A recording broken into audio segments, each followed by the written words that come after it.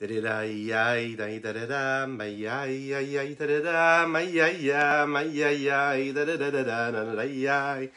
Hay-yay, da-da-da-da-da, may-yay, may-yay, may-yay, da-da-yay. Ay-ya, may-da-da-da, may-yay, da-da-da, may-yay, da-da-da-dam. Ay ay ay da da da, ay ay ay ay da da da, ay ay ay ay ay. Da da la ay ay ay da da la ay ay da da da, ay ay ay ay ay ay da da la ay ay da da la ay ay da da la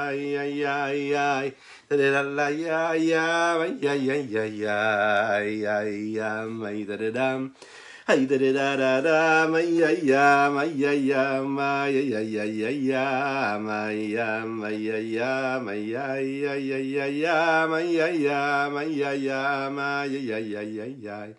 Hiya, my da da da, my ya ya ya da da da, my ya ma da da da da da da da da, my ya ya ya ya, da da da la ya ya. Ay ay ay ay, my ya ya ya ya, my ya ya ya ya, my ya ya ya ya, my ya ya ya, my ya ya ya ya. Ay da da da la da mama mama ya ya ya ya, my ya ya, my ya ya da da da da da da ya, my ya ya. Da da da la da da di, my ya ya, my ya ya, my ya. Ay ya, my da da da, my ya ya ya da da da la da da da da da da. Da da da ya, my da da da, my ya ya ya da da da, my ya ya ya ya da da da, my ya ya ya ya. Da da da la ya ya. Ay ay ay ay, my ya ya ya ya, da da la ya ya ya da la ya ya da da da da da, my ya ya ya ya. Ay ay ay ay ay ay ay ay, my ya ya ya, my ya ya ya ya ya, my ya ya ya ya. Da da la ya ya. Boker Tov les Koulam, bonjour à toutes et à tous. Je suis infiniment heureux de vous retrouver en cette magnifique matinée que Dieu nous offre sur la terre. Shavua Tov les Koulam. Alors vous nous regardez en live ou en replay. Je fais un grand coucou à Toronto et Montréal qui nous regardent en replay sur les différents réseaux. Donc un grand bonjour à vous. Je ne sais pas quelle heure il est chez vous. Baruch Hashem, on se retrouve pour partager notre Tania quotidien. Boker Tov à ceux qui nous rejoignent sur les différents réseaux, n'hésitez pas à commenter, n'hésitez pas à partager, n'hésitez pas à liker cette publication afin que nous soyons encore et toujours plus à étudier ces magnifiques trésors que la Kabbalah nous offre, que la Chassidut nous offre, par l'intermédiaire du Rabbi Shlomo Zalman de Liadi, dans cette œuvre-là qui nous a offert, à savoir le Tania. Nous sommes dans cette deuxième partie du Tania, le Sha'ar HaYichud Va'Emunah, et aujourd'hui, nous allons aborder le quatrième chapitre de ce Sha'ar HaYichud Va'Emunah. Et la dernière notion que nous avons abordée, cette notion-là de soleil et de lumière. Oui, nous parlons de présence de Dieu. Dieu est là, il est, nous ne le voyons pas, il est partout, et pourtant, ce qui n'est pas prouve que ce qu'il est, prouve vraiment sa présence. Oui, c'est parce que justement on a du mal à le voir, et bien qu'il est là, qu'il est présent. Et plus il s'estompe, plus cette vision s'estompe par rapport à nous, plus notre vision, plus notre perception est altérée par justement le mensonge du monde, ce que le monde nous envoie comme message, et plus cela prouve que Dieu est présent et bien présent. Il est dans ce que nous voyons et dans ce que nous ne voyons pas. Il est dans le fait que nous ne le voyons pas et dans ce que nous voyons.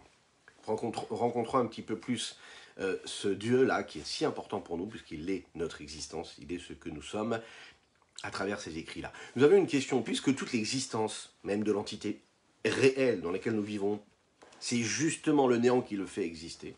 On l'a expliqué ça. Il est seulement parce qu'il y a l'idée de Dieu qui le fait exister, sinon, si ce n'est cela, eh bien, il n'existe pas. L'homme n'existe pas, le monde n'existe pas, l'entité existante n'est pas ce qu'elle est. Il en ressort donc qu'en réalité, aller dans l'espace même de ce néant-là, il y a l'existant. Et en réalité, quand il n'y a pas de néant, il n'y a pas d'existant. Hein? Bon, on va essayer de comprendre comment ça se fait que l'existant, celui qui est, peut réussir à être sans le néant. Ah, vous allez me dire, de bon matin comme ça, parler de sujets aussi, aussi recherchés, aussi profonds. Bah oui, c'est la chassidut, c'est ça qui est génial, c'est qu'on peut entrer comme ça, et pas seulement par effraction, dans ces notions-là, et en faire notre vie réelle. La réponse, on va l'avoir dans ce Pérec, là, dans ce chapitre-là que nous allons aborder ensemble. On va comprendre la notion et la mission même du Shem Elohim. Vous savez que Dieu a différents noms. Il a le nom de Yudke Vavke, il a le nom de Elohim. Et chaque nom, c'est en fait un reflet. C'est l'expression même d'une des facettes de Dieu. Dieu emprunte cette facette-là, le nom de Yudke Vavke, parfois le nom de Elohim. Et nous allons voir que la mission du Shem Elohim, du nom d'Elohim, c'est justement, c'est son but à lui, c'est de faire quelque chose. C'est quoi? C'est de nous apporter une forme de présence de divinité sur Terre, et pas seulement sur Terre d'ailleurs, de s'habiller dans les lois de la nature, de voiler un petit peu cette présence-là, et de nous permettre d'exister, d'être à travers cette présence divine sans disparaître. Et ça, c'est une grande révolution, puisque nous l'avons expliqué, à travers le nom de Yud Kevavke, a priori, il n'y a pas d'autre chose que Dieu, il n'y a que Dieu. C'est la fonction du nom de Elohim. La fonction du nom de Elohim, c'est la vertu de Gevura, de rigueur. Qu'est-ce que ça veut dire la rigueur? La rigueur dans le sens où c'est elle qui va permettre une forme de condensation, de compression, de tzimtzum, d'adaptation. Elle va faire en sorte que les créatures terrestres, ou même célestes d'ailleurs, ne vont pas ressentir trop la présence de Dieu. Ça veut dire quoi? C'est-à-dire qu'ils ne vont pas ressentir leur source première et ils vont continuer à exister pour ce qu'ils sont. Ils ne vont pas exister par rapport à ce qu'ils sont essentiellement dans leur essence, à savoir du néant, mais ils vont se sentir exister, se sentir indépendants de ce grand projet du monde, et se sentir exister indépendamment de leur propre source. Et c'est ça le Shem Elohim. Le Shem Elohim va faire office d'écran, de voile, de tzimtzum. Par rapport à ce but-là qu'il peut y avoir, c'est important de préciser, de ce nom de Elohim, et de le dire une chose très importante. Ça veut dire que si l'abnégation et l'annulation de toutes les créatures face à leur première source, à leur source première, plus exactement, c'est-à-dire que par rapport à ce qu'ils sont, si c'était en réalité quelque chose de plus de ce qu'ils étaient, ça veut dire que par rapport à ce qui sont les créatures, ils existent en tant que tels, mais par rapport à leur source, ils sont complètement annulés. Alors il y a le principe ici de la lumière du soleil par rapport au reflet de la lumière du soleil. Qu'est-ce que ça veut dire? Il y a une différence entre la lumière qu'il y a dans le soleil, c'est-à-dire ce qui constitue le soleil même, ce qui est la matière, si l'on peut s'exprimer ainsi, du soleil, cette lumière, le soleil, et puis il y a le reflet du soleil, ce que nous recevons nous à nous, et ici-bas, ça veut dire le reflet, un rayonnement du soleil, mais pas le soleil lui-même. Mais la lumière qu'il y a dans le soleil, c'est autre chose. C'est le soleil lui-même. C'est pas pareil. Donc, si on l'exprimait de cette façon-là, on aurait pu penser que le but du nom de Elohim, c'est quoi? C'est de compresser et de voiler la parole de Dieu, si l'on peut dire cela de cette façon-là. Et donc, les créatures se seraient éloignées de leur source et recevraient en réalité une forme d'indépendance, d'existence.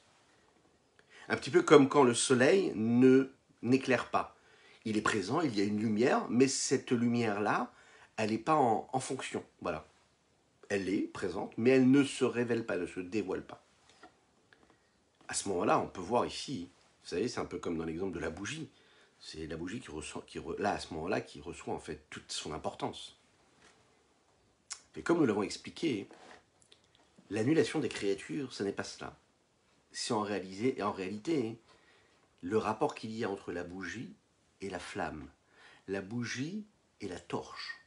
La bougie telle qu'elle est et qu'elle se consume dans la flamme elle-même. Ça veut dire que l'existence même, l'indépendance même de cette existence, de cette entité-là existante, est considérée comme le néant qui l'a fait exister, qui l'a créé à chaque instant. Donc en réalité, le but du nom de Elohim, ce n'est pas seulement de voiler quelque part cette présence, cette source-là, cette source-là de cette créature-là. Pourquoi? Parce que si on le dit de cette façon-là, eh bien à ce moment-là, les créatures s'éloigneraient encore plus de leur source, et ils seraient complètement annulés, et s'ils sont complètement annulés, eh bien ils n'existent pas. Donc il faut réussir à trouver un équilibre, si vous voulez, entre le fait d'exister, d'être attaché à la source, mais de ne pas être trop attaché à la source, et pas trop éloigné non plus, parce que sinon on n'existe pas. Notre but à nous, c'est d'être quand même. Avec des mots plus simples.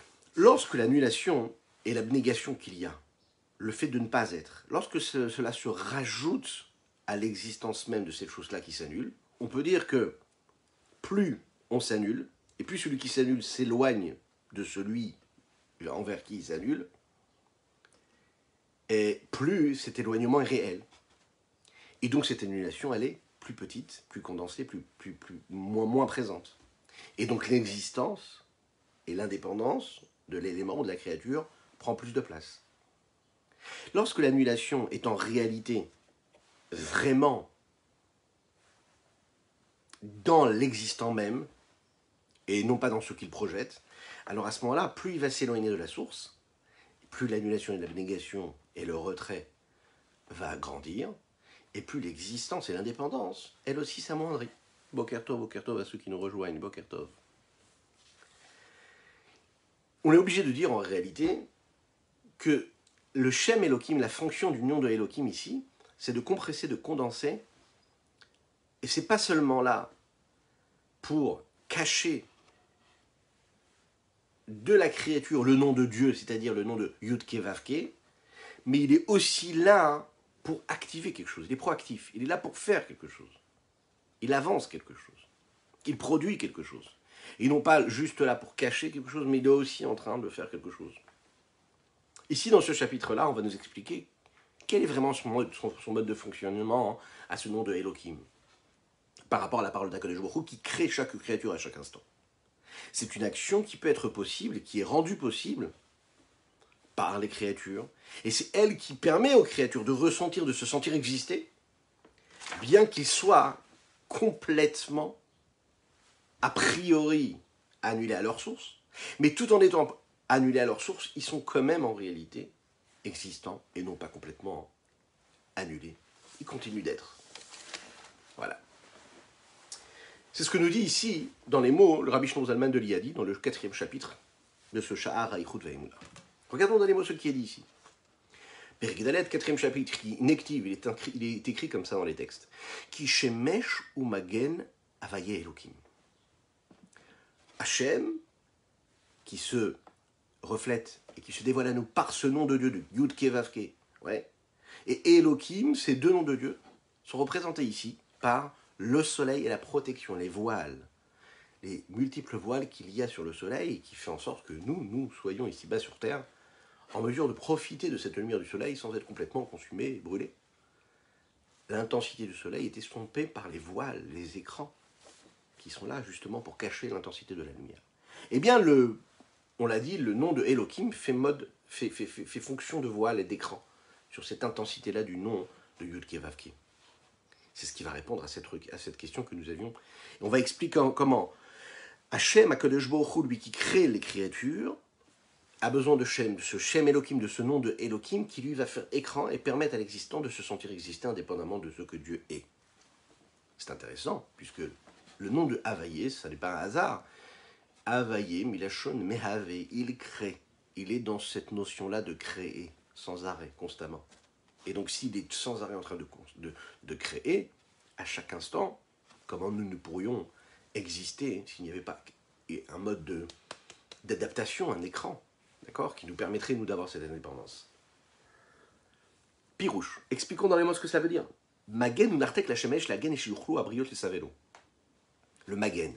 Le magen, c'est cette protection qu'il y a sur le soleil, qui nous protège, hein, et qui fait en sorte que toutes les créatures puissent le supporter. Kema Marazal, comme les Chachamim le disent.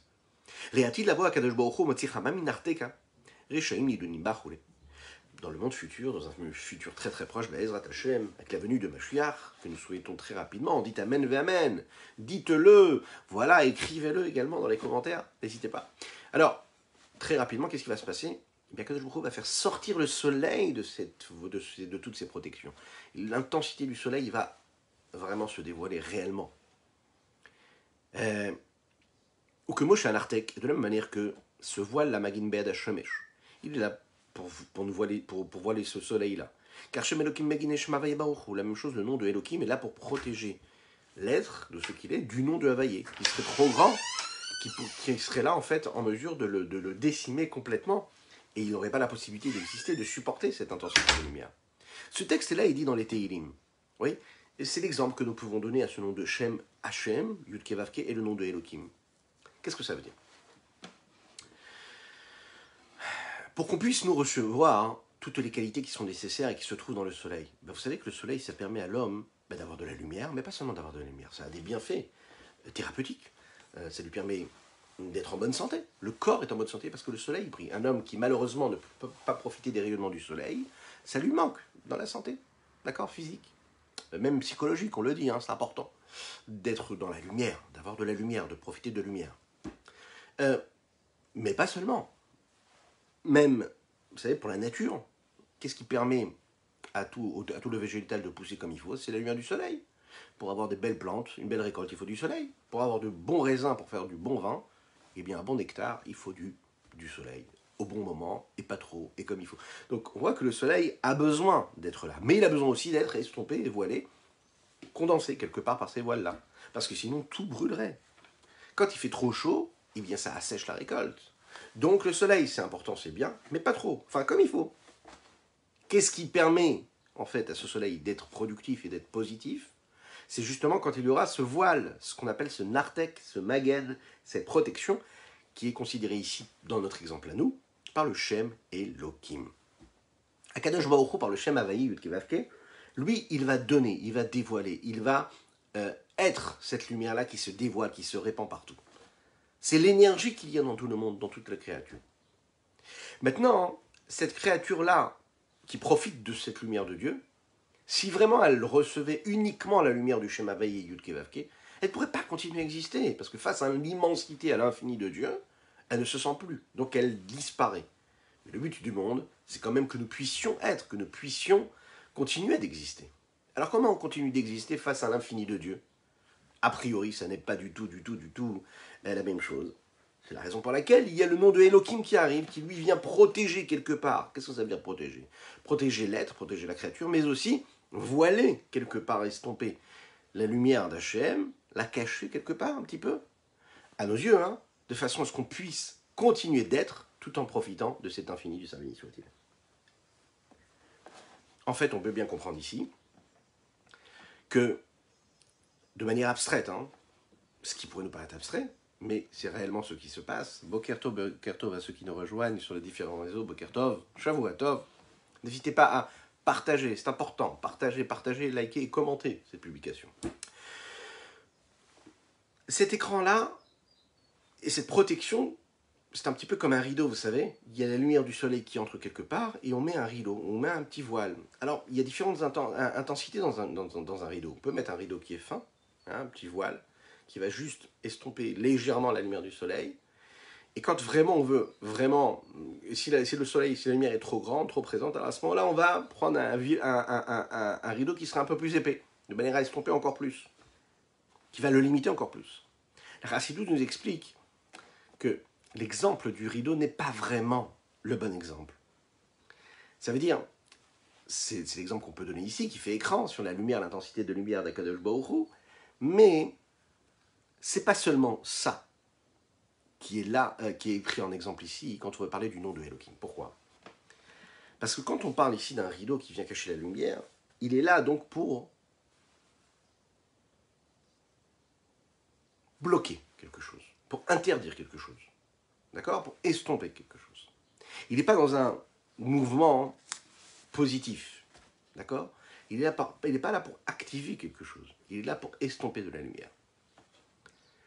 Il, ici, affaiblit la lumière du soleil, mais en même temps, il crée une autre forme de lumière. Et c'est ça qui nous intéresse ici. Le soleil qui entre dans la pièce n'est pas seulement estompé, mais il est aussi transformé. C'est-à-dire que la lumière qui va entrer dans la pièce sera une lumière qui sera différente. Et ce qui nous intéresse ici, ça veut dire que cette lumière-là, parce qu'il y a la protection, va être différente. Elle va être différente de ce qu'elle était. Ça veut dire, avant la protection, la lumière du soleil n'était pas une lumière qui était là pour éclairer. C'est-à-dire que c'était une lumière qui était tellement forte qu'elle n'avait pas pour fonction d'éclairer. Elle avait pour fonction d'irradier, c'est-à-dire de consumer tout. Et c'est pas pareil. Et là est la nuance. Une lumière qui est là juste pour être, et donc que rien n'existe autour, et une lumière qui est là pour éclairer. Et ça, c'est différent. Et ça, cette nouvelle fonction, c'est le magen, c'est la protection qu'il lui donne. Et ça, c'est magnifique, ce qu'on est en train de dire ici. C'est-à-dire que la protection, elle n'est pas juste là pour cacher et voiler la lumière du soleil, elle est aussi pour lui donner une nouvelle fonction. Sa fonction à la base avant, c'était d'irradier tout, que rien n'existe face à lui. Et là maintenant, il devient productif. Il est là pour éclairer. Il apporte quelque chose. Ça veut dire ici quoi? Ça veut dire, non seulement avant, la lumière était trop forte, et grâce à la protection, la lumière elle a été affaiblie, encore plus que ça. Avant que le soleil puisse nous éclairer, nous apporter quelque chose, c'était une lumière qui était essentielle, qui n'éclairait pas l'autre. Ça veut dire qu'il n'y avait que le soleil, et juste le soleil. Et rien ne pouvait exister devant lui, puisque tout était consumé et brûlé face à lui. Maintenant, l'autre existe. C'est-à-dire qu'il peut y avoir un soleil, et parce qu'il y a la protection sur le soleil, l'autre peut exister. Ça veut dire quoi l'autre? Toute la nature, toutes les créatures peuvent exister. Et non seulement elles peuvent exister, mais elles peuvent profiter du reflet du soleil. Et ça, c'est spécial. Ça, c'est très particulier. Il devient en réalité actif, il devient productif, il devient positif. Il crée quelque chose de nouveau. Il a une nouvelle fonction qu'il n'avait pas avant. Et ça, c'est extraordinaire. Et c'est ce qu'on va voir ici dans le nom de Elohim. Le nom d'Elohim, il n'est pas juste là pour cacher l'infini du Saint béni soit-il, qu'il y a dans le nom de Yud Kevavke. Il est là pour apporter quelque chose. Ça veut dire que quand tu es en train de cacher, quand tu es en train de bloquer, c'est pas que tu bloques quelque chose, tu es en train de créer une possibilité d'autre chose. Tu laisses l'autre exister. Le Shem Elohim, il fait en sorte que chaque créature, chacune et chacun d'entre nous, chaque créature terrestre, céleste, est là, va pouvoir exister avec son indépendance. Et parce qu'il y a le nom de Elohim, on va pouvoir être tout en étant connecté à cet infini du Saint béni soit-il. Et ça, c'est extraordinaire. Parce que nous ne pourrions pas exister en réalité devant cet infini d'Hachem et de révélation et de dévoilement de Dieu. Et c'est ça le but donc du nom de Elohim. Créer une nouvelle réalité. Quelque chose de nouveau. Et non pas seulement cacher, voiler et adapter le nom de Elohim à notre réalité, à nous, à notre nature. Regardons dans les mots ce que cela veut dire. Deshem Havayi Piroucho, le nom de Havaye, si on prend les noms de Yud Ke Vav Ke, l'explication, si on la détaille, telle qu'elle est déclarée, elle est détaillée ici dans la Kabbalah et dans la Chassidut, Sheme Ave et Akol Me'ain Leyesh, ça veut dire qu'il crée constamment, perpétuellement tout du néant à l'existant. C'est un mouvement en continu. Vea Yud, Mishamachat à la Peula. Chez Ibelashon Ove Vitamid. Le Yud, ici, c'est une lettre qui montre le mouvement continu qu'il y a.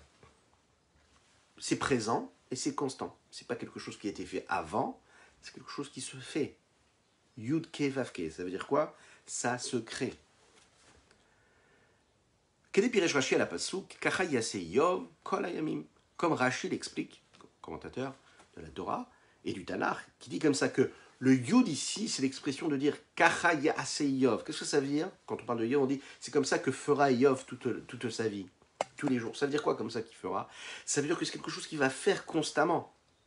Kachaya Seyov. C'est pas quelque chose qui a été fait, c'est quelque chose qui est toujours fait.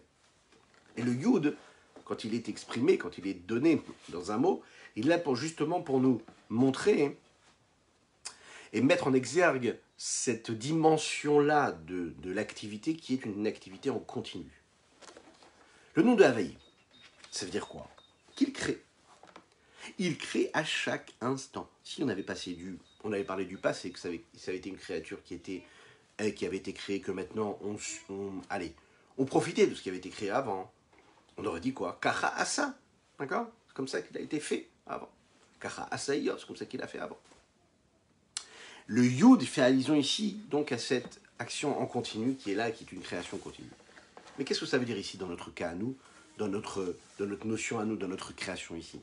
Et dans la fonction du nom de Havaye, Yud Ke Vav Ke, et la fonction du nom de Elohim. Viaïn. Achayut anishma bekol rega mamash, la vitalité qui est influencée dans chaque instant. Bekol aberouim, dans chaque créature. Mimotsa pi Hashem berucho, qui provient de la bouche de Dieu et de son souffle. Omeveautam me'ain yesh bechol rega, qu'il est créé à chaque instant de l'union à l'existant. Ça ne suffit pas qu'ils aient été créés pendant les 6 jours de la création, il faut absolument maintenant qu'il y ait quelque chose de nouveau. Ça veut dire quoi? Qu'à chaque instant, Dieu soit là et qui, encore une fois, apporte quelque chose en plus. Ça ne suffit pas que ça ait été fait déjà avant, il faut que ce soit fait encore à chaque instant. Encore et encore, toujours. pouvoir être et être éternel, la création des 6 jours n'a pas suffi. Il faut qu'il y ait chaque instant une créature. Vous savez qu'on l'a expliqué dans le 2e chapitre.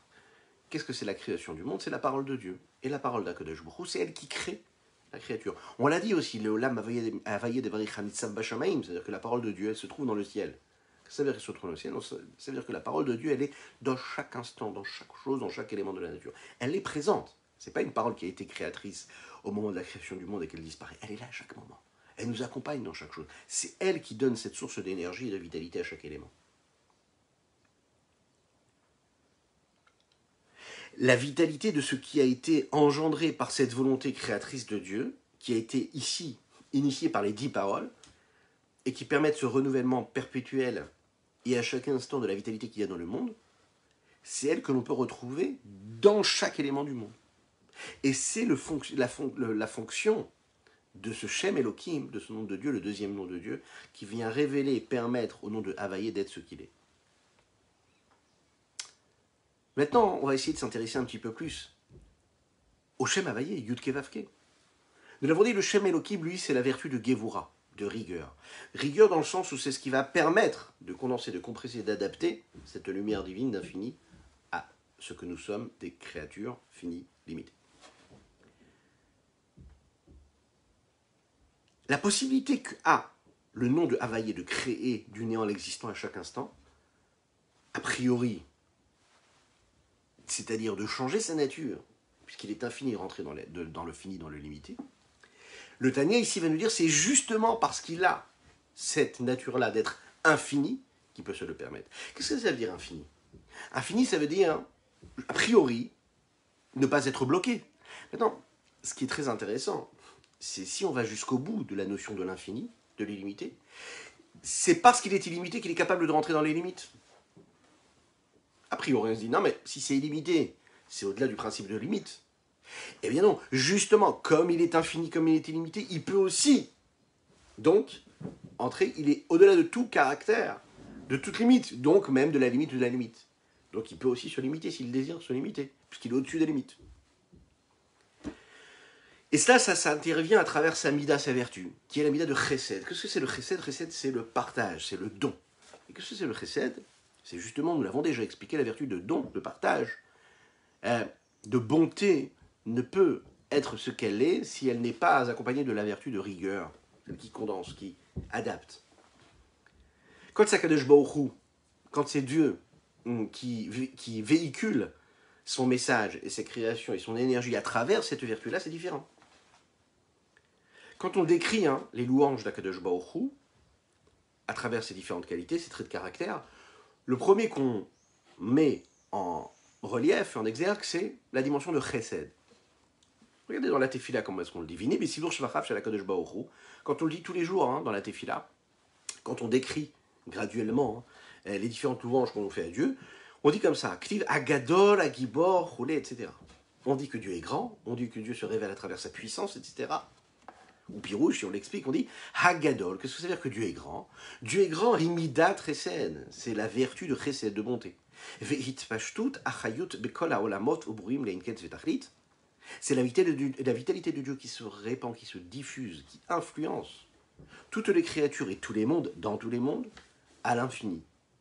Liot bruim lain yesh, maïl yesh, c'est ce qui leur permet d'être des existants et des créatures et qui proviennent du néant à l'existant, qui existent, et qui puissent continuer d'être ce qu'ils sont. Alors, qu'est-ce que ça veut dire ici? Vous savez, dans la Tfila, quand on dit ce verset-là, tous les jours on le dit. On dit Lecha Hashem Agedula ve'agevura ve'atiferet ve'netzach, etc. Nous faisons référence en réalité ici dans ce verset-là à toutes les différentes vertus qu'il y a. Chesed, Gvura, Tiferet, Netzach, Od, Yesod, Malchut. Celles qui nous permettent de rejoindre l'infini du Saint béni soit-il, qui se révèle dans ces différents traits de caractère. L'action ici, qui est une action qui vient de l'infini, mais qui, elle, va nous apparaître comme quelque chose en réalité de fini, de limité, c'est cette capacité en réalité que Dieu a d'intervenir à travers deux dimensions. Première chose, Dieu est capable de créer d'infinies créatures à l'infini. D'accord? Deuxième élément, on a déjà parlé de ça. De l'infini, il suffit juste d'ouvrir les yeux, de voir la quantité de créatures terrestres, célestes qu'il y a à l'infini, incapables nous sommes de les calculer. Le minéral, le végétal, l'animal, l'homme, imaginez un petit peu à travers toute la nature. Deuxièmement, ce qui est intéressant aussi, c'est la dimension continue qu'il y a dans toutes ces créatures-là. Non seulement elles sont infinies, mais il y a aussi une dimension où Dieu continue de les créer à chaque instant. Et ça vient pas de la quantité, ça vient d'un côté de la quantité et de l'autre côté de la qualité. L'infini quantitatif, c'est un trait de caractère et une qualité que le Créateur uniquement peut avoir. Il n'y a que Dieu qui peut avoir ça. Ça veut dire que il n'y a que lui qui peut créer d'innombrables créatures à l'infini, et que ces créatures soient en réalité limitées. Parce que les créatures, elles, qui sont limitées, même si elles sont créées par ce créateur-là, elles n'ont pas les capacités que le créateur peut avoir, à savoir de créer à l'infini. Le potentiel d'infini qui crée toutes ces créatures-là du néant à l'existant à chaque instant, c'est lui par contre, ce potentiel-là, ce qu'on va appeler le Kohar. Ce potentiel, lui, qualitativement, c'est un infini qualitatif. Quand tout à l'heure nous parlions d'un infini quantitatif, dans l'espèce même de la créature. Il n'y a que Akadosh Baruch Hu qui peut faire ça. Parce que comme les créatures sont infinies, sont limitées, et comme elles sont limitées, alors elles ne peuvent pas, elles, créer de Yesh Me'ain, et on l'a expliqué dans le premier chapitre, l'être, l'homme, lui, ne peut créer qu'un étang à partir d'un autre étang, il est juste un transformateur. Nous ne sommes juste que des transformateurs, on prend du bois, on crée un meuble. On transforme ce qui existe déjà, il n'y a pas de créateur. Aussi raffiné, aussi subtil qu'un homme puisse être, eh bien, il restera quand même un transformateur, jamais un créateur. Et il n'y a que Dieu qui a cette qualité-là. Il n'y a qu'Akadosh Baruch Hu qui peut faire en sorte de créer Yesh Me'ain, ex nihilo. C'est un petit peu ce qui se passe ici-bas, dans cette histoire-là que nous abordons ici, dans cette notion-là. Si on peut donner entre parenthèses la raison à cela, c'est que la création de l'ex nihilo, d'accord, c'est une action qui n'a pas de rapport, qui n'a pas de semblable, qui n'a rien qui lui ressemble. C'est uniquement le potentiel de l'infini qui peut la mettre en route. Ce qui est influencé, ce qui est donné à une créature, ça va être un potentiel qui lui va être limité. Et même si on est rattaché à la source, pardon, et la créature est rattachée à la source, c'est pas parce qu'elle a été créée par un infini qu'elle prend aussi cette dimension infinie, elle-même de pouvoir créer elle aussi, mais elle va juste être influencée par ce que l'infini est capable de lui donner, il va décider de lui donner à un moment précis. Lorsqu'Akadosh Baruch Hu crée le monde, il crée le monde ex nihilo, ok, parfait, mais il crée des créatures qui vont être matérialisées, qui vont avoir une forme, qui vont avoir une qualité, qui vont avoir une couleur, qui vont avoir un contenu, qui vont avoir des limites, qui vont avoir un potentiel, qui vont avoir des caractères, qui vont avoir des dimensions et quantitativement ou qualitativement particulières. On ne sera pas capable de les mélanger. Chaque créature va avoir sa fonction. Elles sont créées avec une forme de limite. Venikret Gedula, la dimension de Dieu qui se révèle est appelée aussi de la Gedula, de la grandeur, qui bat Migdulato chez la Kadosh Baruch Hu, parce qu'elle vient de la grandeur de Dieu, Birvodo Beatzmo, de son honneur, de son essence même, qui Gadol Hashem, de Migdulato Enreker, parce que Dieu est grand, et à sa grandeur, Enreker, il n'y a pas de limite. Pourquoi est-ce qu'on appelle ça de la grandeur? Parce qu'elle a dans sa possibilité de créer à l'infini. Parce qu'elle provient d'Akadosh Baruch Hu, qui lui est Dieu, est grand, et qu'à sa grandeur, il n'y a pas de limite. C'est la raison pour laquelle il va mettre en mouvement un potentiel qui permet la création de différents mondes et de différentes créatures à l'infini, ex nihilo, dans les mots. C'est la raison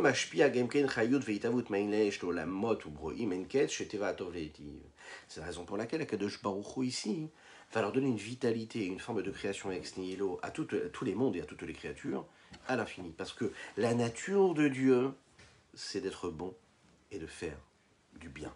À savoir quoi? De donner la possibilité à l'être d'être ce qu'il est. Voilà ce que nous pouvions dire aujourd'hui pour cette partie du Tanya. Je vous souhaite une excellente journée. Je vous invite à partager, à liker, à commenter cette publication. Faites-le encore et encore. Vous êtes la réussite de ce rendez-vous, donc continuez à le faire. Je vous souhaite une excellente semaine dans tous les domaines. Et un grand Hazal Tov, puisque aujourd'hui nous avons une dédicace particulière, que je ne me trompe pas de nom, un très grand Mazal Tov. Continuez à nous envoyer des dédicaces comme ça positives, on aime les dédicaces. Vous avez besoin de refoua chez les moi, il n'y a pas de problème, les Nishmat également, mais on aime bien ces dédicaces-là. Un grand Mazal Tov pour le mariage de Salomé et Jonathan, qu'Akadosh Baruch Hu leur donne une bracha, une bénédiction à l'infini. Dites Amen ve Amen à toutes les personnes qui se marient aujourd'hui, à toutes les personnes qui ont des belles raisons de fêter cela. Que Dieu vous bénisse et à très bientôt.